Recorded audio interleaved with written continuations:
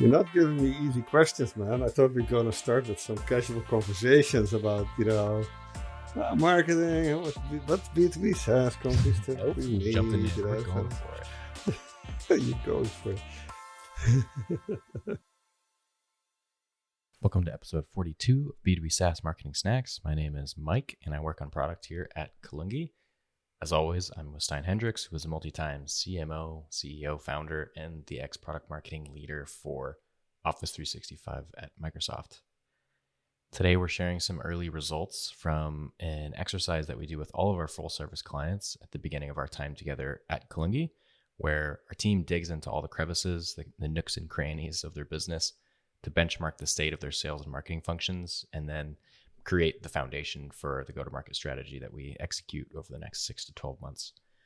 We use a scorecard to quantify the strength of each different category of their business. And in this episode, we wanted to share some of the actual numbers, the averages from those audits that we've done so far, in hopes that it might help you kind of see some of the blind spots in your own company's journey, or at least kind of see if you can benchmark against some of the companies that we've looked at so far. So we share each category, the strengths, the strongest categories and the weakest categories, and then also some generalized numbers in terms of annual recurring revenue, ACV, headcount, number of customers of the clients that are involved in that data set. Before we get into it, I want to share one more tool that we've made available over at t2d3.pro, specifically for marketing leaders and early stage founders of SaaS companies. It's called the Playbook, and it's the exact step-by-step foundation that we use as the base for our own engagements at Kalungi. It takes the big picture strategy that T2D3 teaches and turns it into really tactical brass tacks. It's really like a step-by-step instruction guide with templates for creating and documenting your go-to-market strategy, building your inbound marketing engine, setting up your tech stack. It's designed for HubSpot right now, and building your account-based marketing function, all the things that you would want to do when building a marketing function for your company. So you can get it over at t2d3.pro/playbook. You can get it on its own or as part of the T2D3 masterclass that we launched last month, which is the curriculum that all of our associate CMOs, our marketing leaders, are trained on at Kalungi. So if you're interested in checking it out, again, t2d3.pro/playbook. Okay, cool. Enough of that. Really appreciate you choosing to spend your time with us. Let's get into it. Okay, so I wanted to do something a little bit different on this episode. I wanted to share some, I guess you could call it independent research that we've done through our work at Kalungi. So just, I guess, to set the scene, Kalungi is an outsourced marketing agency for B2B SaaS companies under 10 million ARR. And what Kalungi does is we work with companies that generally have not focused on marketing in the past, but have found some sort of traction in their product and are kind of working towards product market fit after MVP. So what we do is we have a complete team of marketing specialists, including a marketing leader who will get inserted into the leadership team of our clients, and with the leadership team, set the go-to-market strategy and design that entire thing. And then we have an agency side that actually goes and executes on the go-to-market strategy for anywhere from 6 to 12 months. And then the goal at the end of that process is that we actually hire the first full-time marketing lead for our clients and help them build that function in-house. For every one of our clients, we actually do a complete audit at the very beginning of our engagement, just to set a baseline for where we're starting from, right? We look at a bunch of different components to see just what's in place, what's missing, what's in good shape, what's not, what exists, what doesn't. So there are 15 kind of main components that we look at. And at some point we decided, since we're doing this for every client, it makes sense to just kind of standardize it so that over time, we can kind of get a sense for what the patterns are, and we make it consistent between every client. So we did that. And since we have kind of formalized that process, we've had about 8 clients go through the complete audit. And we wanted to share some of the early findings from those audits. We've got 2 more in the pipeline right now, so I'll add that back into the mix, into these results.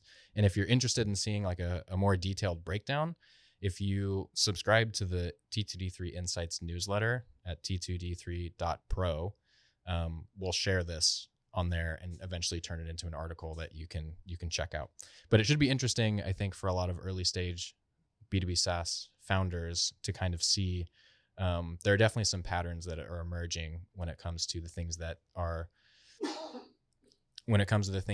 lagging or in not as good shape that we tend to see from a lot of these companies. So I wanted to talk about that really briefly. Yeah, that's super interesting. I think you can do all kinds of like free audits online, right? An audit of your online presence for your website. When you go to Moz or SEMrush, you can do some kind of audit of your content. But what you guys have developed, which is kind of a multi-week process, including interviews and surveys, and really turning also the data upside down that you get from a client. It's a really thorough, complete checklist. And I think you touched like over 100 I think items that you verify. So I'm really looking forward to what you found, Mike. Where do things jump off the chart? Cool. Okay. So there's 15 general kind of areas that we assess. And to your point, there's within each of those areas, there's sometimes 4 to 6 subcomponents that we look at. We collect a bunch of data through surveys just to see, like, to verify, does this exist? And then if there is something that exists, our team will actually dig into it. We'll have one of our team specialists, let's say if it's for reviewing content marketing, we'll have one of our content marketing leaders dive into the actual content, look at all the blogs, look at the strategy, and kind of do an assessment of where that kind of sits right now. So the 15 categories that we have are go-to-market, product market fit, marketing infrastructure, which is kind of this, it's your tech stack, your plumbing, so to speak, account-based marketing, content marketing. We do a complete content audit, which is a separate category on its own. So we look at what kind of content exists in our checklist of things that we think you should have. We look at demand generation, sales and marketing alignment, product marketing, brand and design, search engine optimization, paid advertising, marketing team roles. So we look at all of the roles that we think an early stage software company needs to fill, and then which of those skill sets are actually filled by your existing team. We look at the website, and then the last one is positioning and messaging. From all of that, we usually have the associate CMO actually come up with a set of recommendations based on the findings that then get presented to the client. So I came together, and each of these sections is scored out of 5 points. So in total, there's like 75 points possible. And generally, on average, the companies that we work with are at a starting point of about 32 points. And there's a couple of clear patterns that have started to emerge, which is really interesting. The areas that companies tend to lack. Before you reveal that, where do they do well, Mike? What do they do well? Okay, good question. The things that are generally in the best shape are the top 3 categories are product market fit, content marketing, brand, and website. So product market fit, you're looking at things like, do they have referenceable customers? How is their customer retention? What's the logo churn look like? And generally that kind of checks out because you need to have some kind of momentum in order. That's often a function of where they are in revenue, that they're engaging with the Kalungi team. Yep, exactly. So that's one of them.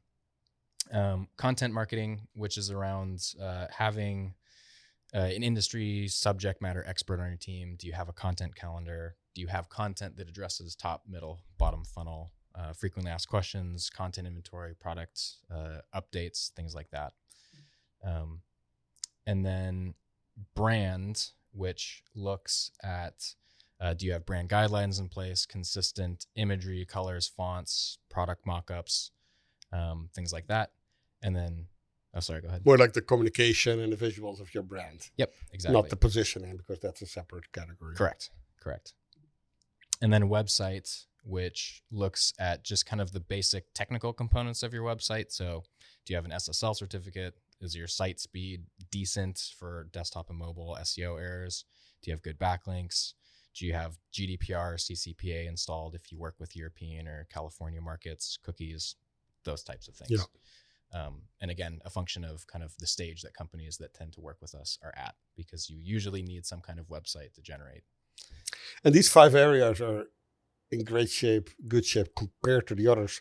They're not in absolute sense all in good shape, right? Because they're all... Yes, that's correct. So the average scores across those that I just listed are 3.4, 2.9, 2.6, and 2.9.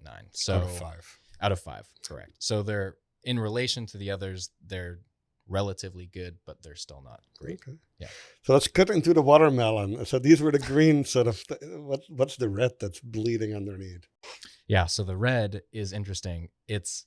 There's one that is consistent across every single audit that gets a 0 or a 1, which is ABM, which is the existence of an account-based marketing function. The second one is martech, and that is it's your plumbing. It's the existence of, here, I'll read off do you have your CRM as a single source of truth? Is there funnel attribution in place? Do you have things like automated nurture campaigns? Is A/B testing being used? Do you have automated reporting? Do you have any kind of marketing dashboard that looks at things that we talked about in our previous podcast episode, which is about like, what are the 3 buckets that leads the sources of your revenue? Yeah, exactly. Can you attribute leads or contacts or revenue to specific channels or activities or campaigns? And all these, this is a hard bar to hit because the data has to be correct, right? And yeah, it's probably pretty easy to find things that are just not completely correct. Yeah. Well, what's interesting, this one specifically, is it ties into a couple of other topics that we have on the docket for the podcast, which is, in order to make, this one disappoints me the most. It's the one where I wish people would, I think, give a lot of attention to. And it doesn't need to be. It's hard. It's very hard. And a lot of people don't really know where to start. You need sometimes someone that's technical in order to set things up for you properly. And hardest people to hire often as well, right? Yeah. That skill set. Absolutely. And it often requires, it almost always, actually, let me walk that back. It almost always requires somebody to continually manage it and keep it up to date. And when I say that, I mean, in order to have accurate attribution, every time you add a campaign or shift something around or change the definition of a life cycle stage or something like that, things have to change within your CRM to reflect that. And if you don't have somebody who understands all those components, it can pretty quickly get messy and out of touch. So that's the biggest one that I think is really interesting to me. And it's one of the important ones, because if you can't attribute leads or contacts to specific channels, it's really difficult to make decisions about where you should put your time and effort from both the marketing and sales perspective. Because we were talking about in the board meeting, you know, the I don't know. The data has to be accurate, right? Yeah. Well, your credibility as a CEO. 100%. You need to know where things are coming from in order to feel good that if you put another $1 in this channel, it's going to return X amount of. Or even that you know your business. Yeah, sure. 100%. Can we come back, because this is such a big topic? I just don't want to lose. The first one you mentioned was ABM. And I wanted to share, I think, with the listeners, this is, of course, the fact that we even measure this as part of the audit is because we care about it, right? And I think, Mike, what we found in the last many years that we've been working together, and as we started Kalungi together, and that if you're an early stage company and you are sometimes making a market, you're creating a category, that just doing inbound marketing and having great product marketing and product-led growth may not be enough. You may need to go knock on some doors. And account-based marketing is, of course, not always equivalent of outbound marketing, but usually they're related. Doing great account-based marketing with a certain list of target accounts, etc., is usually a good foundation to actually go reach out with outbound means, right, and turn it into an outbound program. And I think the fact that you have this in your audit and that it scores low is probably for two reasons. One, we think most early stage companies need to think about account-based marketing because it helps you make your category, create your category, get your beachhead customers, get those ideal prospects and go find the ones that are really a good fit. And second, that it is usually not the first priority for most companies, right? When they hire their first marketing team members, things like inbound, getting your website going, getting HubSpot implemented are the natural first things to do. So the fact that we find ABM to be a low scoring element is probably also a function of it's maybe not seen by every early stage company as something they need to spend energy on early on. Yeah, either that or it's not sophisticated. Like I think a lot of people will put in like just email blasts and then think that they're kind of checking that box when in reality you're not really doing a lot. You're kind of landing in spam inboxes, and if you're not doing the right things, you're just, if anything, you're hurting your brand more than you're helping it in a lot of cases. So that's another component that we've seen as well. Someone will just have like, yes, we send out emails via constant contact, we buy lists, and that to us is not really a very sophisticated account-based marketing. Yeah, also another separate episode we need to do. But yeah, when we think about ABM, Mike, this, for the listeners, getting a list and reaching out to people is just step one. There's so many other, you need to have relevant content. Otherwise, you're really just spamming people. Yep. But if you do a really good effort to make sure you're reaching the right people who you think are a really good fit with very high quality content, with good intentions, and you cultivate those relationships over time, because by definition, when you reach out to someone who didn't, ask for you, they're not going to be ready to buy, right? So you need to be ready for a step, repeating outreach that could take months, right? Cultivation is what we sometimes call it. And a lot of these efforts are just not set up like that. Okay, so marketing technology, ABM. What else scores low, Mark? Paid search is the next lowest, which is anything to do with, it's really paid campaigns. So it's Google, pay-per-click, or display ads, or LinkedIn, Facebook, Instagram, any kind of paid media advertising. And that's usually a function of not having somebody in-house to run it. Sometimes you'll have somebody who has an agency that runs it, but it's not very closely monitored, and the people who are managing it in-house for the company don't always know what to look for. And so a lot of agencies can get away with kind of just, we're running $5,000 worth of ads, but because, again, you don't have a CRM to attribute and really understand the value of that, there's not a lot of value generation that's happening there. Yeah. And then the next one, which is interesting, is the marketing roles. And so again, marketing roles looks at each of the different skill components that we think should exist on a marketing team of an early stage software company. And then it tries to place the skill sets of your existing team into those kind of buckets to say, do you have on your current team, even if they're not dedicated roles, do you have people to fill these requirements? So we look at marketing leadership, product marketing, content, demand gen, and digital, and then creative. And oftentimes that is very low. So you'll have maybe someone to fill the marketing leadership gap. And that's oftentimes the CEO is kind of doing marketing on the side of their desk, or it's they do have a head of marketing, but really that person is like a unicorn. Has 5 other jobs. Yeah, exactly. Who's doing everything. And so they kind of, they partially fill each of the boxes, but that often scores low. I think, again, that's another function of the stage at which people tend to engage us. And I think one of the pain points that we solve for, which is we can pretty quickly fill all those gaps with our team. Without needing to hire full-time people. Exactly. Yeah. What is the role that, do you have that data in front of you? What's the set of skills that is usually lacking? Or not the specific set of skills that are usually lacking. I would need to click into that. I could look, but yeah, no, I don't know the exact reference to that. It'd be interesting. I'll try to pull that out though for the next one. And then the fifth worst scoring component is, I think, one of the ones that we're most passionate about, which is positioning.